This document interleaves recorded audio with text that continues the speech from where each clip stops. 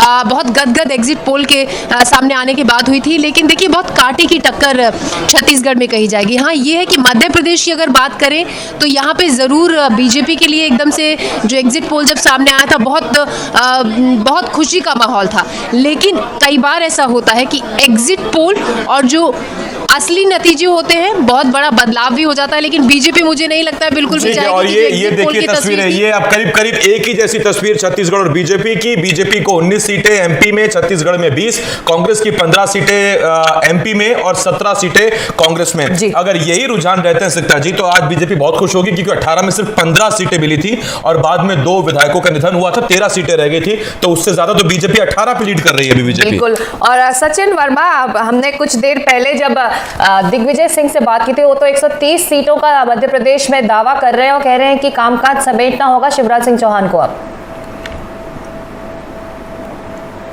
दिग्विजय सिंह जी को जो है न तो मध्य प्रदेश की जनता जो है गंभीरता से लेती है और न ही इस देश की जनता गंभीरता से लेती है। दिग्विजय सिंह जी जो हैं वो 2003 में उन्होंने जब भाजपा की सरकार आई थी, जिस हालत में इस प्रदेश को छोड़ा था कि यहाँ सड़कें गड्ढों से भरी हुई थी, बिजली रात भर नहीं होती थी और पूरा इंफ्रास्ट्रक्चर जो इस प्रदेश का था वो अस्त व्यस्त था।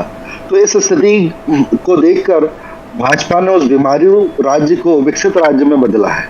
आज मध्य प्रदेश जो है देश की टॉप 10 अर्थव्यवस्थाओं में से एक है। आज विकास दर 16% है।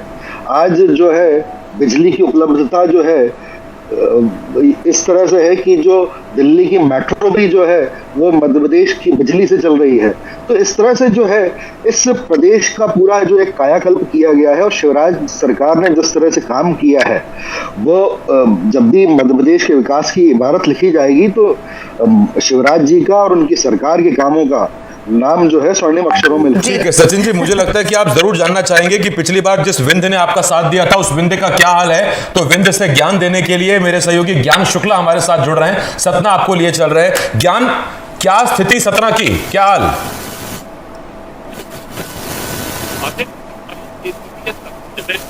कल भी आपको बता रहा एग्जिट पोल की नतीजे तो ग्राउंड पे हमने कवरेज किया है पूरे विंध्य के अंदर, कोई सिमिलरिटी नहीं दिखाई दे रही। दावे जो है वो एक तरफा है, लेकिन सतना, अगर सतना अकेले सतना की बात करें तो सतना में भी लगभग 4-3 का आंकड़ा रहेगा पूरे विंध्य में। भारतीय जनता पार्टी कहीं कहीं जो पिछली बार जो 30 विधानसभा सीटें हैं पूरे विंध्य के अंदर, उसमें 24 भाजपा के पास थी, 6 कांग्रेस के पास थी। लेकिन ये इस बार कहीं ना कहीं भारतीय जनता पार्टी का आंकड़ा घटता हुआ दिखाई दे रहा है।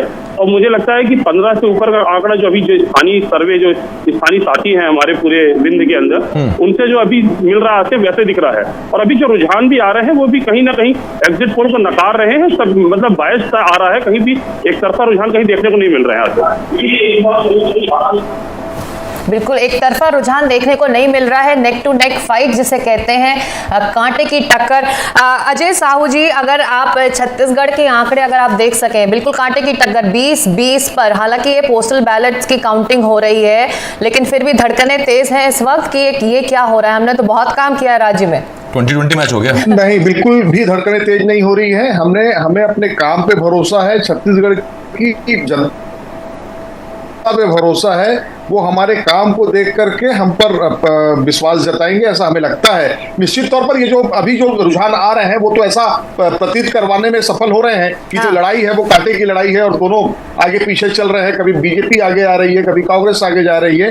लेकिन ये पूरी तरह से ये अभी शुरुआती रुझान है और बहुत ही प्रारंभिक है। इस आंकड़ों को लेकर के किसी कंक्लूजन पर पहुंचना उचित नहीं होगा। हमें इंतजार करना चाहिए, ईवीएम खुलेगी, उसके बाद परिस्थितियां जो है वो ज्यादा साफ होगी। लेकिन कांग्रेस के लोग जो हैं, कांग्रेस के कार्यकर्ता जो है वो अपनी मेहनत को लेकर पूरी तरह से आश्वस्त है। निश्चित तौर पर छत्तीसगढ़ में फिर से कांग्रेस की सरकार बनेगी। ठीक, प्रोफेसर बद्री नारायण साहब हमारे साथ बने हुए हैं, उनके पास हम चल सकते हैं। बद्री सर, आपसे मेरा सवाल, सर देखिए, कम से कम बीजेपी मध्य प्रदेश में जो ये रुझान आ रहे हैं एग्जिट पोल्स के आसपास है। हमने देखा था 124 एनडीटीवी पोल ऑफ पोल्स में हमने दिखाया था कि बीजेपी को 124 और कांग्रेस को 102। तो उसी प्रोपोर्शन में बीजेपी अभी 26 पे आगे, कांग्रेस 18 पे आगे। आपको लगता है आखिर तक करीब करीब यही स्थिति बनने वाली? अगर ऐसा होता है तो कल से जो पोलस्टर्स हैं जिन पे सवाल उठ रहे हैं कि आपके तो ठीक ही नहीं होते, होते फिर वो 56 इंच की छाती करके घूमेंगे कि लीजिए यही कहा था और वही हुआ।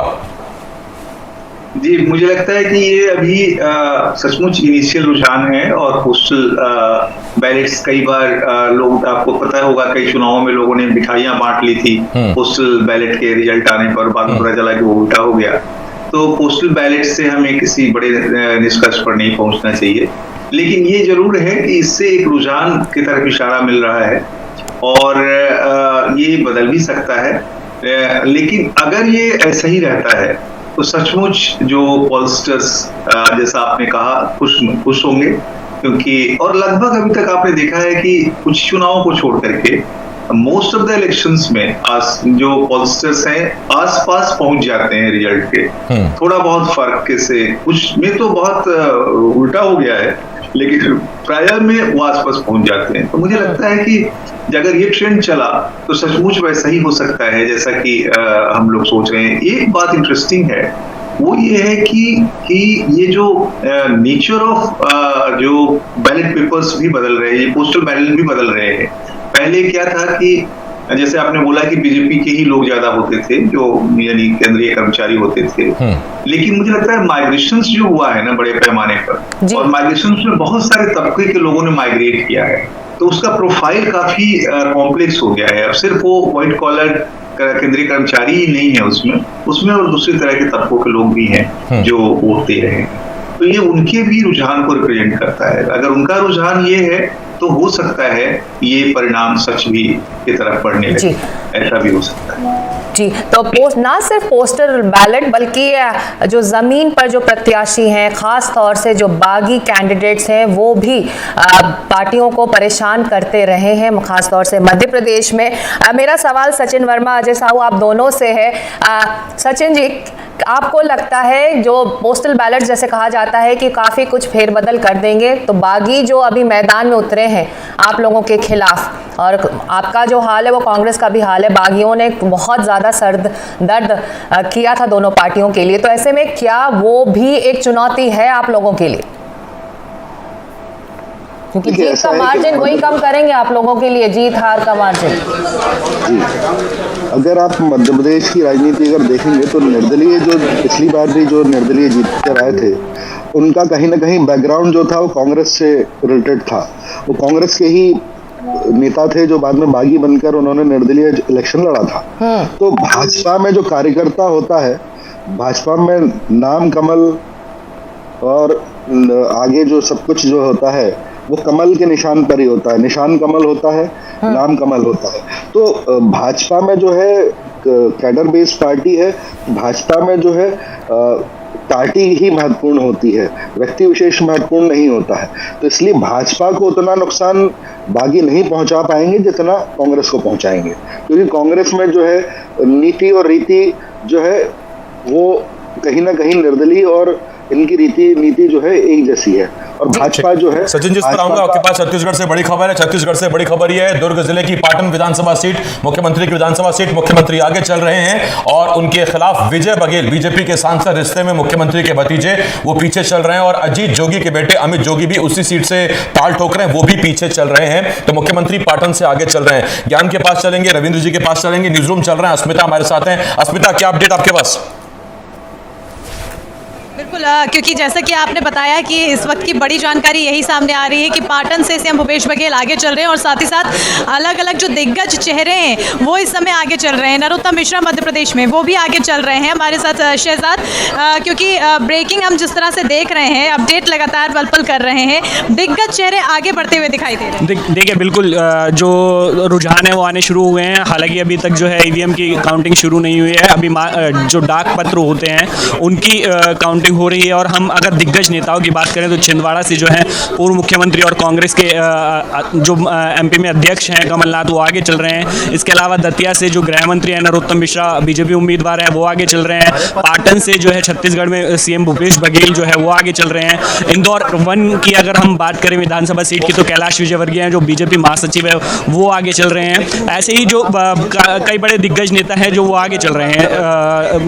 अस्मिता, बिल्कुल, क्योंकि सीएम भूपेश बघेल की बात हो रही थी आसिफ, और अगर भूपेश बघेल को देखें तो इस बार भी कहीं ना कहीं चुनावों में ये अहम है कि अगर छत्तीसगढ़ में कांग्रेस जीतती है तो जो कद है भूपेश बघेल का वो और ज्यादा बढ़ जाएगा। और अगर पार्टी में बात की जाए तो पार्टी में पहले ही भूपेश बघेल का कद अपने आप में बढ़ा है, और यही वजह है कि हिमाचल प्रदेश का चुनाव हो, कर्नाटक का चुनाव हो, अन्य राज्यों का चुनाव हो, सीएम भूपेश बघेल को सबसे आगे रखा जाता है, अहम जिम्मेदारी दी जाती है। और अगर हम चुनावों की ही बात कर रहे हैं तो देखिए हिमाचल प्रदेश का जब चुनाव हुआ तो हिमाचल प्रदेश के चुनाव में जो जमीनी मुद्दे थे वो काफी ज्यादा हावी रहे, कांग्रेस ने प्रमुखता से उठाए, कांग्रेस को बड़ी जीत मिली। कर्नाटक में भी यही स्ट्रेटेजी कांग्रेस ने अपनाई, जो जमीनी मुद्दे थे, जहां बीजेपी एक तरफ केंद्र के मुद्दों को लेकर वहां पर लड़ रही थी चुनाव, तो बीजेपी की जगह कांग्रेस ने जमीनी मुद्दों को उठाया था और बड़ी जीत कर्नाटक में भी मिली। और इसी तरह से छत्तीसगढ़ की बात करें, छत्तीसगढ़ियावाद और तेंदुपत्ता, धान की खरीदी, गौमूत्र, गोबर, इन तमाम चीज़ों को लेकर सीएम भूपेश बघेल ने काफ़ी ज़्यादा ध्यान दिया है और इसके तहत कहीं ना कहीं फ़ायदा मिल सकता है। लेकिन देखिए यहाँ पर कुछ बड़ी अपडेट